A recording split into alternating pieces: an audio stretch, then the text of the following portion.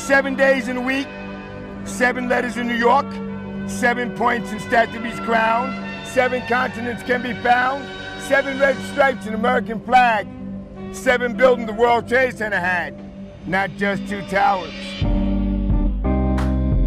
America's a melting pot, a gumbo soup. You don't see it? Please let me help you. That number you see, 343, they were doing their job. Look and learn, please. Don't say 2, it's not true. September 11, 2001, Tuesday. First week of school, New York, New Jersey, Connecticut. Primary Tuesday, right here in New York City. Main question, how many buildings used to be there? I'm listening. Don't say 2. Don't say 2. It reads like this. Dedicated to those who fell, that's the past, and to those who carry on, there's the future. May we never forget, all gave some and some gave all. Look and learn. Look and learn. Teach the young ones, my main concern. A day that changed all our lives. History, don't live in mystery. Some will listen, some must learn. Put them in a bucket, they can work together to get out, but instead, any crab that tries to get out, they then go over and grab him and attack him and start killing him. As long as he just sits there and dies, they're all happy. But if that one crab tries to get out, they're not about to let that happen. Hence the intergalactic crab bucket system, or the chicken shit dimension. Visions like Mockingbird admit to taking over and subverting our U.S. media. We can understand how such a big lie could have been kept from the American public for so long. But if you stop and take the time to do your research, you'll find all the evidence is there, hidden beneath a mountain of disinfo and lies. It's been 10 years since 9/11 happened, and we are left with hundreds, if not thousands, of unanswered questions about the 9/11 attacks. A transparently fraudulent 9/11 Commission report, which purposely failed to even mention the collapse of World Trade Center 7, and a host of ridiculous, so-called debunking websites, forums, and other literature, which have done absolutely nothing over the past 10 years to debunk anything other than cleverly selected strawman arguments, and have failed to stem the constant flow of new 9/11 information which researchers have been uncovering and bringing out to the public. Instead, they continue to label truth seekers, including family members of people who died on 9/11, as conspiracy theorists, and devise clever propaganda designed to prevent the general public from looking any further into the evidence or the actual claims of the so-called conspiracy theorists. In this video, we will take a deeper look into the so-called investigations, which have provided us with the official story, and why they deserve a more thorough examination. The Bush administration initially stalled the 9/11 investigation for over 400 days. A week after 9/11, letters containing anthrax spores were mailed to several news media offices and 2 senators who were perhaps a bit too vocal about opening an official investigation into 9/11.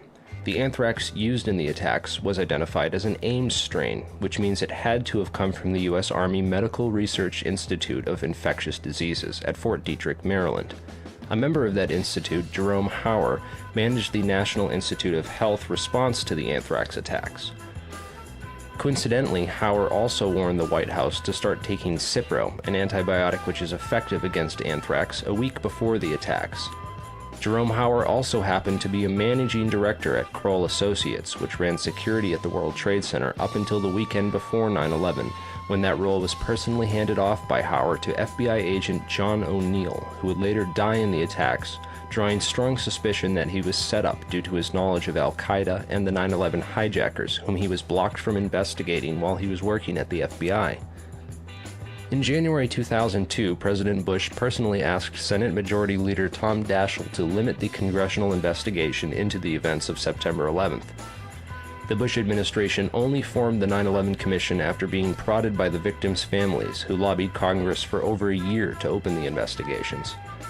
When the Bush administration finally did open a 9/11 investigation, it was described by some members as set up to fail. The president has said only a minority of the commission can see a minority of the documents, and then they have to clear what they're going to say to the rest of the commission with the White House. If you're one of those 4 that gets to see these documents, would that change your opinion? No, they don't want any more eyeballs to see their documents than they can possibly get away with. It's a scam. It's absolutely disgusting. They even attempted to appoint Henry Kissinger, a known cover-up mastermind, as head commissioner.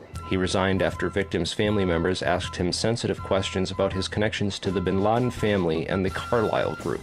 Philip Zelikow wrote the conclusions for the report before the investigation ever began, and even then, any areas which did not support the official story were neither mentioned nor investigated by the 9/11 Commission. 6 out of 10 members of that commission have discussed on record how the government lied about the official story, and 70% of the questions posed by the victims' families were never answered or officially investigated. It's important to look at what happened to the evidence from 9/11. The day of 9/11, most of the FBI was in Monterey, California on an agency retreat. Let's go to our State Department correspondent, Andrea Mitchell. Andrea, what can you tell us? Well, this from the FBI. The State Department has been evacuated. There was a meeting going on in the Operations Center.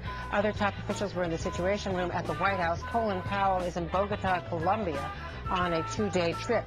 But this very interesting information, Katie, Matt, and Tom, from the FBI, they had been operating a massive exercise from their hostage rescue unit. All of their top teams, about 50 personnel, helicopters, equipment, were in Monterey, California for the last 2 days, scheduled to fly back today commercially. So all of those people are out of place. It's fair to say, according to sources that we've talked to here at NBC, that the FBI rescue operations and other FBI operations are really in chaos right now because they can't reach their officials in New York. All of their phone lines are down, and now you've got all of their special experts on this stuck in Monterey, California, trying to get a military flight back because there are no longer commercial flights. So they are seriously out of pocket, and there is a real breakdown of the FBI anti-terror coordination team, which is, of course, the principal team that would lead any effort and was so effective under Jim Kostrom in New York City during the World Trade Center bombing and the TWA explosion, which, of course, turned out not to be terror. Andrea, by the way, is this where who were the friends that he was at Elaine's bar restaurant with on the Upper East Side for dinner the night before September 11th? Was Bill Bratton there? Was Jerome or Jerry Hauer, as Bratton likes to call him? Was Jerry Hauer there? Those sound like potentially his friends that he might have been out with. Who else was there? All right, back to the text. Quote, then it was on to Elaine's bar restaurant on Upper East Side for dinner where he talked about terrorism and the 1993 attack on the World Trade Center. Later, he took friends to Stage 3 at the China Club. One friend later recalled his saying, quote, at least on my watch, I can say there was never an attack on New York City, unquote. The next morning, 11 September, he was in his new office on the 34th floor of the World Trade Center about 8:45. After the first plane struck, he phoned several friends. He was last seen outside the Trade Center looking up before running back in. His body was found 5 days later under the rubble of the Twin Towers. His contribution to this book was enormous and began several years ago when he first talked about organized crime, citing the Maxwell factor as a significant turning point in the way East European criminals operated. He had not seen a direct link between organized crime and terrorism, but believed that sooner or later one would occur. Quote, if there's big money in it, organized crime will supply the product. They have well-established routes through which to channel fissile materials. Just because they are not doing it now does not mean they won't. Many of the people running crime syndicates have come out of East European intelligence services like the KGB and Bulgaria. Those guys know how to hide their traces. They've been trained to do it, for Christ's sake. When Vladimir Kroichkov was KGB chief, he put his people into the private sector before the collapse of the Soviet monolith, and they are still there in every European country and here in the United States. You only have to look at what Maxwell was about. He designed the financial model, and the Soviet lot brought their expertise to it, unquote, said O'Neill. He saw the intelligence on the flow of money from Eastern Europe and had no doubt that some of those involved had used not only aliases to enter the U.S., but also Israeli passports to do deals with indigenous crime organizations such as the Gambino and gaudy families, and the Russian mafia based in Florida and Brighton Beach in New York. And aside, are you hearing like massive resonance with the characters of the 11/9 operation in Trump? Brighton Beach, of course, you're talking about El Caribe and Michael Cohen's family's club, all mobbed up. And you're talking about Florida, right? Trump, Russia, all over that. Epstein's in the mix here, right? This is Maxwell. This is one of the potential godfathers of the Epstein operation, obviously. All right, back to the text. Quote, the fact... Oh, real quick, I will say this. With the combination of organized crime and Zionist leanings and loyalties, so. Definitely.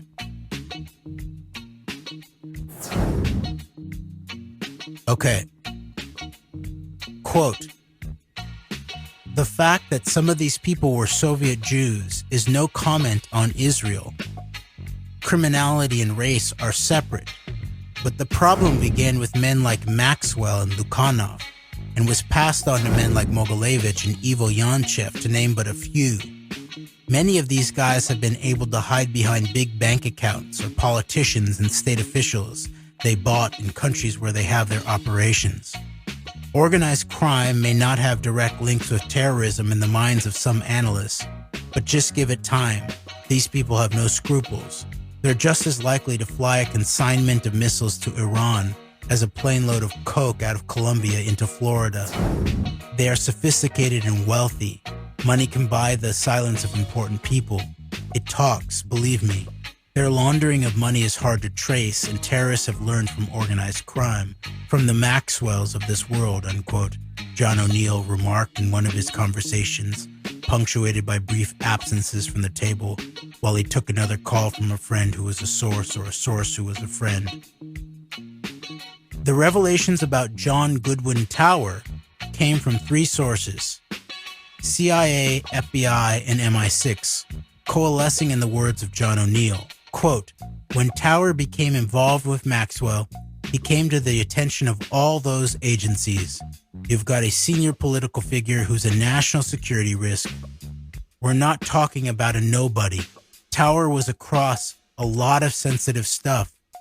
Next thing, reports are hitting people in London and Washington that he's in the company of the wrong people. Intelligence agencies were interested and had files on both Tower and Maxwell.